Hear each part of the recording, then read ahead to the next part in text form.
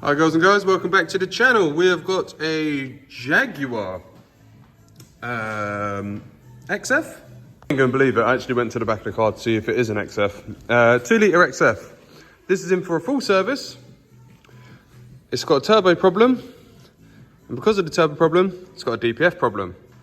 So we're going to take all of this out. The turbo's going to go for a recon, DPF's going to be replaced. Alright, so I've whipped that pipe off. Unplugged that plug there and undone the two 8mm for the breather there. Undone the DPF pipe here with just one screw. I've left these connected and then undone the connector for it here. I've removed the lambada sensor from up here and removed the 10mm. One snapped in the DPF, but it's not a problem because we're replacing it anyway. Now before I go any further, I'm going to go up, get the under trays off and undo the exhaust so I can take the DPF clean out of the way, and then I've got loads of room to work with the Hong Kong Hurricane. All right, so what we did is we went underneath, we removed all the bolts for the under tray, and then there was two nuts on the exhaust, and that was two 15mm. So flashed it with a little bit of heat and got them off. Now, don't know if you can see, but at the back there's a bracket for the exhaust, so we're going to take that off. But before we do that, going to undo this clamp. Oh, nearly forgot. There's a bracket that holds the DPF to the block. Two 8mm? No, two 10mm. So you remove them two 10mm from the back. I'll show it when I take the DPF off. Trying to work out whether I need to take this off. I will need to take it off for the turbo, but do I take it off now or do I just get the DPF off out of the way? What I'm going to do is take this whole bracket off. Again, I think they're 13s in that corner. So let's find out. 13. Yeah, so we'll take this bracket off. Take that bolt out first, then these two will be easy to come out.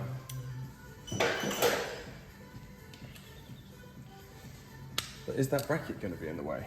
Let's find out.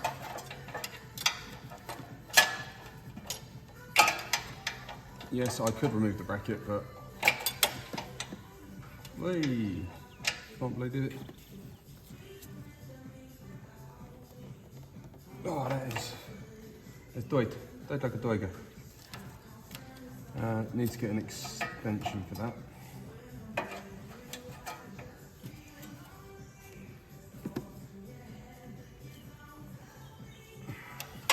Okay, so slowly undoing, try not to snap it, because that will make my day bad.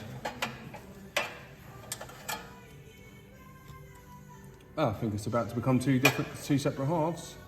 I think it's already snapped. All right, turns out that bolt did not snap. There it is.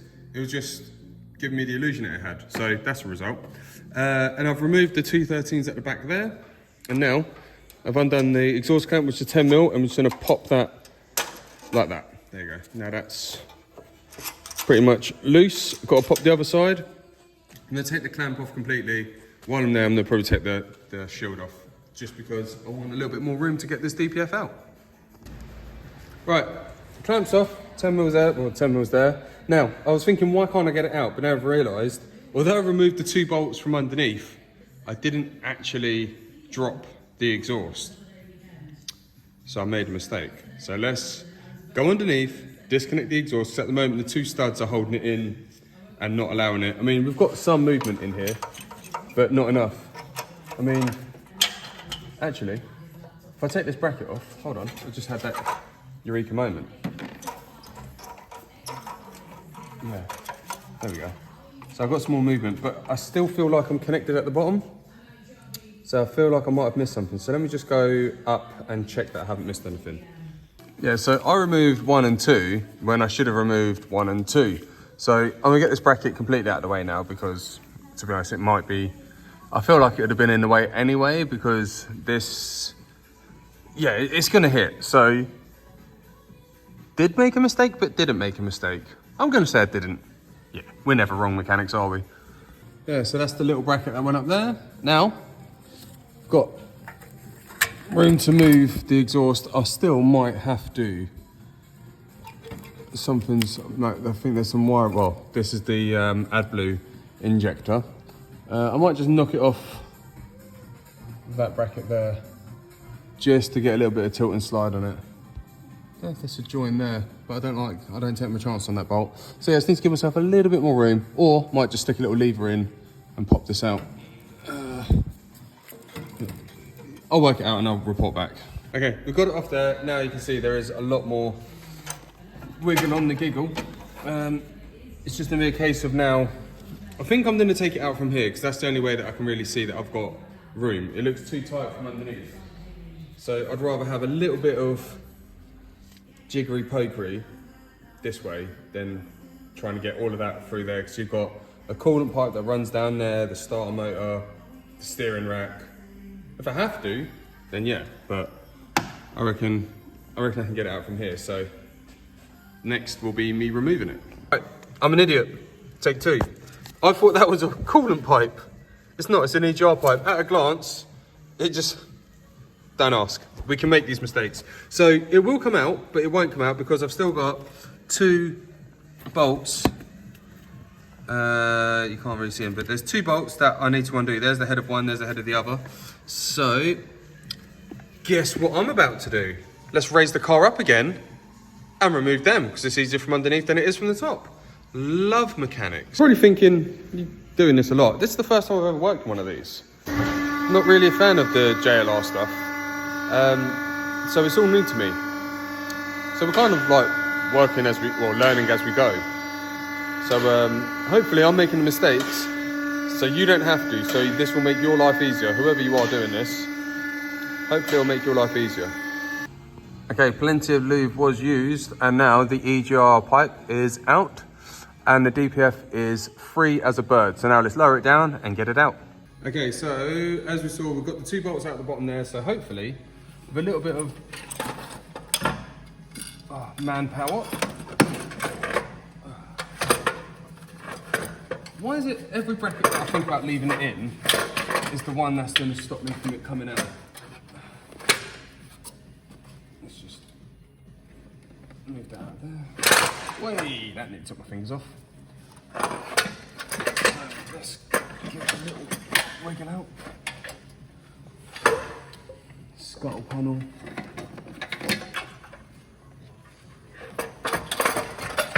There we go. Right. There's a little bit of a mess around. Over to me. A little bit of a mess around, but we got it out. We got it out complete. Is there anything in it still? Yes, but very carboned up. So what we've got to do is we're going to be swapping this over, taking these off, and all of these lovely gubbins all got to come off. But first, we've got to take that turbo off. So let's do it. Alright, so while we've got a minute, let's quickly ping off the heat shield so we can see what we're working with.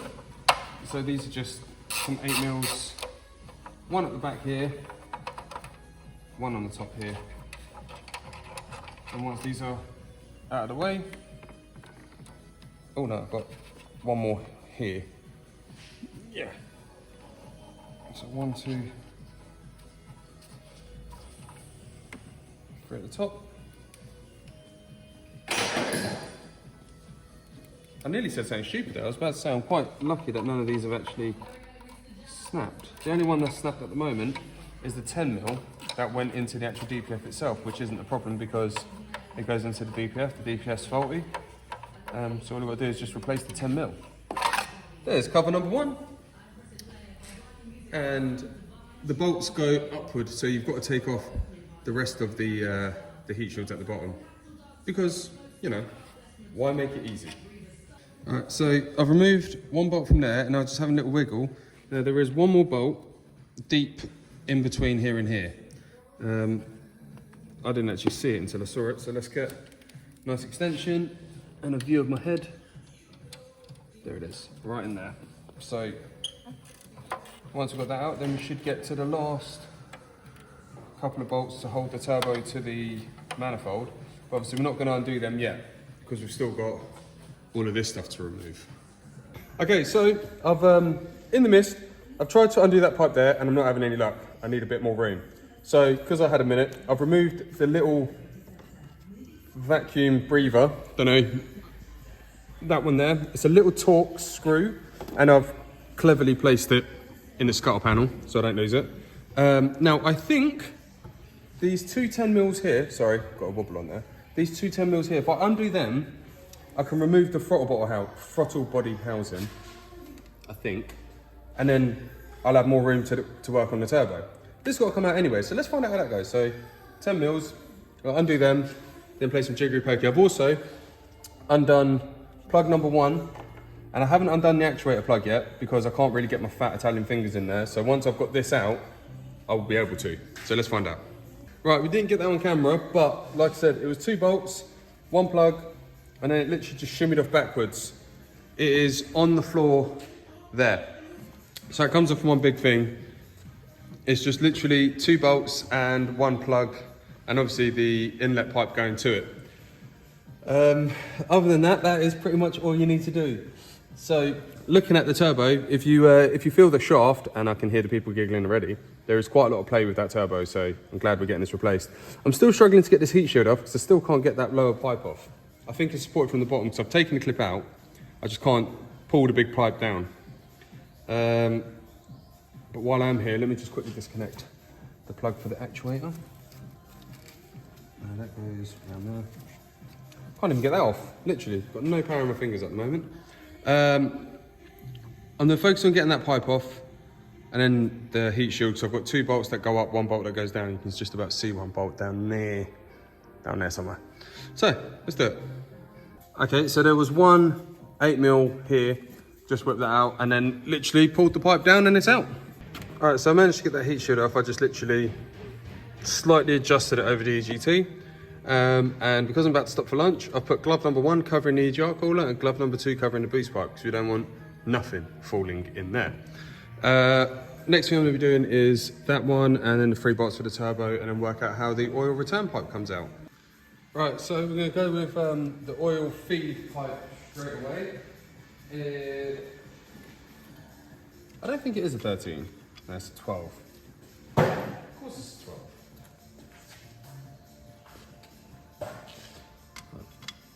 Let's pop that off, because then we've got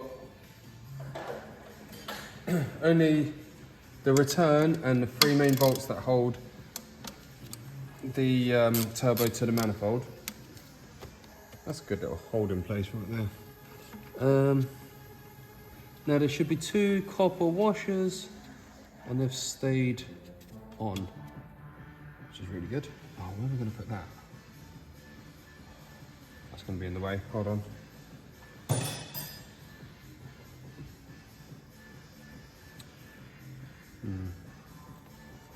Let's get the bolt out of the way for a second. So that's pretty much threaded itself on there. Just wind that. Oh, to be honest, it's not going anywhere. I'll leave that there. That's fine. Now I still don't know how the oil return pipe comes out. I'm assuming it just pushes in. It's press fit. So we're going to find out. Either way, if it is, then we're going to need seals. And I'm hoping that comes with the fitting kit for the new turbo, because I can't see anything that shows me there. But the bolts for the turbo, got 1 there, and then there's 2 under there. So let's get some loose juice. I think it's 13. Let's find out. Yeah, they are 13s. That's always good. Please don't snap.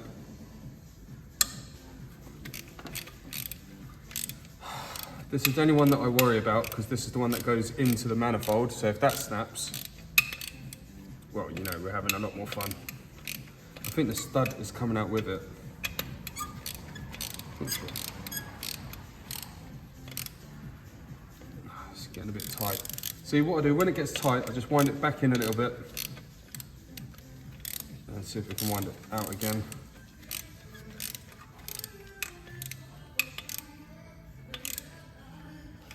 Obviously, in the fitting kit, we get new studs and nuts.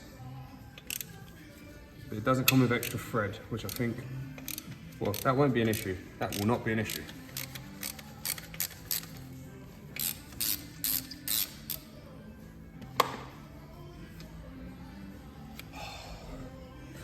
As I said, will not be an issue. We have thread on there, so that's good. Now let's get the other two.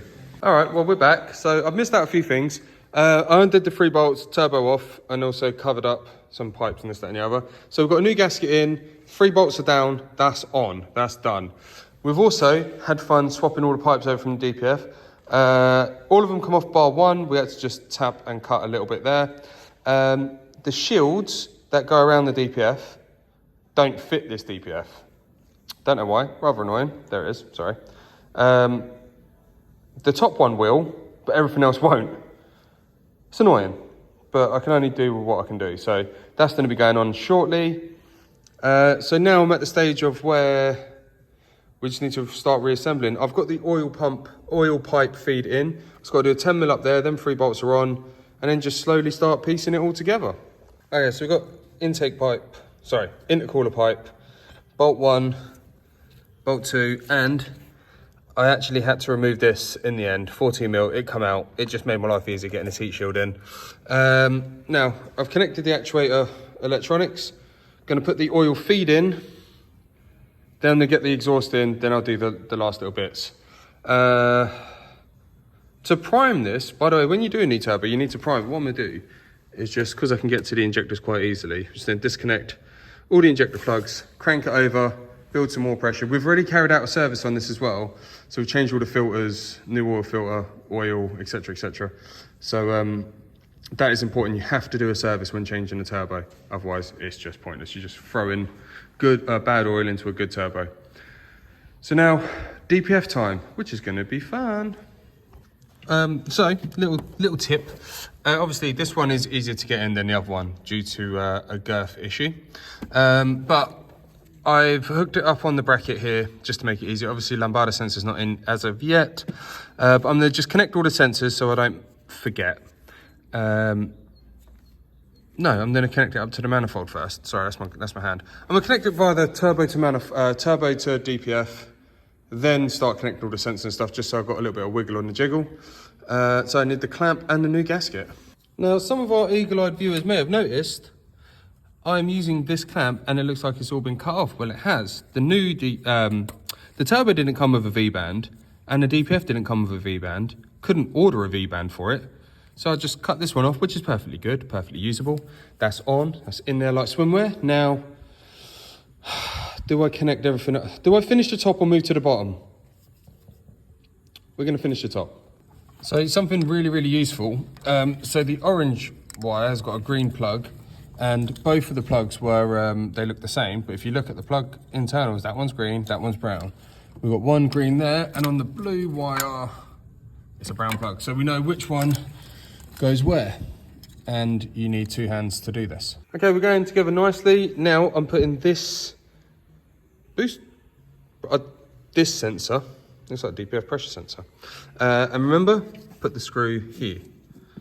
This is where I drop it and I can never find it again. So that just slides in at the bottom there. And then connect up a few sensors, put the induction pipe in, double check the oil, connect the exhaust up, disconnect the injectors and prime. Right, well, we are all complete up here. Everything's plugged in, that's on.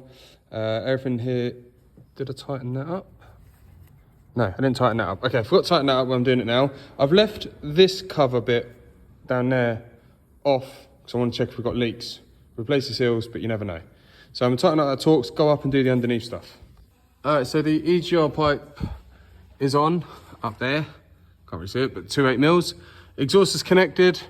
We didn't disconnect anything else. So now we are pretty much ready. Oh, I also put that bolt in there. Nearly forgot about that. The intercooler pipe. That one's back in as well. So now we're ready to prime the turbo, check the oil in and start it up. Right, so all 4 injectors are off. I've double checked we've got oil in it. Time to give it a couple of cranks and get oil up and down. I think crank it for about, I don't know, 5 seconds, something like that. Normally gets it up and around. All right, let's get cranking.